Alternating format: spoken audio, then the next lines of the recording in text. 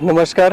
પ્રાંત અધિકારી ખેડબ્રહ્મા તરીકે આજથી 1.5 વર્ષ પહેલાં જ્યારે મેં ચાર્જ લીધો ત્યારે પ્રાંત કચેરીના પટાંગણની અંદર એક ખૂબ વિશાળ જગ્યા લગભગ 1 થી 1.5 વીઘા જેટલી જગ્યા હશે જે એમનેમ પડી રહી હતી વિના વપરાશે.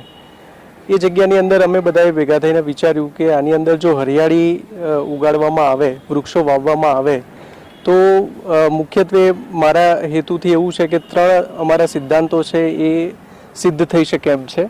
સૌથી પહેલી વસ્તુ કે અહીંયા હરિયાળી વાવીશું તો જે પશુ પક્ષીઓ છે, નાના જીવજંતુઓ છે એમના માટે આશ્રય સ્થાન ઊભું થશે. ફળા વૃક્ષો વધારે વાવીશું તો એમને એક ખોરાક મેળવવા માટેની જે જરૂરિયાત હોય છે એ પણ પૂર્ણ થઈ રહેશે. બીજો અમારો હેતુ એ હતો કે શહેરની અંદર આવું કોઈ બીજું સ્થળ નજીકમાં નથી તો લોકો બી આવીને બેસશે તો એમને બી એક પર્યાવરણ પ્રત્યે એક લાગણી ઉત્પન્ન થશે અને પર્યાવરણ જાળવણીમાં એ મદદરૂપ થશે. ત્રીજો અમારો ખાસ હેતુ એ હતો કે અમારો જે વિસ્તાર છે વિસ્તારમાં આદિવાસી ભાઈઓ બહુલ વિસ્તાર છે. આ વિસ્તારમાં જ્યારે બી અરજદારો આવતા હોય છે તો અમારા જનસેવા કેન્દ્રની અંદર એ લોકોને પ્રેફરન્સ એવો હોય છે કે વૃક્ષ નીચે જો બેસવા મળે તો સારું રહે.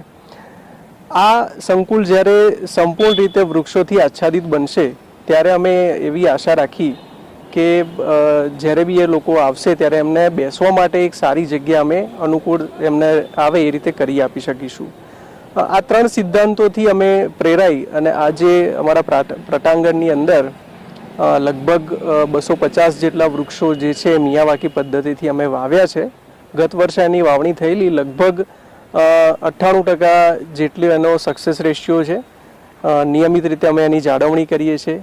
ફોરેસ્ટ વિભાગ, આરએનબી ડિપાર્ટમેન્ટ સાથે અમે સંકલન કરી એમના સહયોગ મેળવી અને ઘણી બધી જગ્યાએ જે નાગરિકો છે એમનો પણ અમને ખૂબ સારો સહયોગ સાંપડ્યો છે.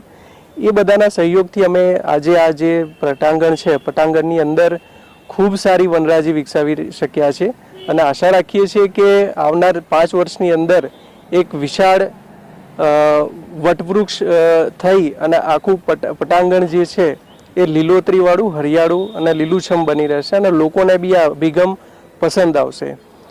ખાસ અમારી બધાને વિનંતી એ છે કે આજના સંદર્ભમાં આપણે પર્યાવરણીય જાળવણી કરીએ એ ખૂબ જરૂરી બની રહ્યું છે. આપને એટલી જ અપીલ છે કે આપ પણ આપની રીતે વ્યક્તિગત રીતે જ્યાં પણ આપ શક્ય હોય ત્યાં આગળ આવા પ્રયાસો કરો અને પર્યાવરણને અનુકૂળ થવામાં અને પર્યાવરણની જાળવણી કરવામાં આપ પણ થોડોક સહયોગ આપો.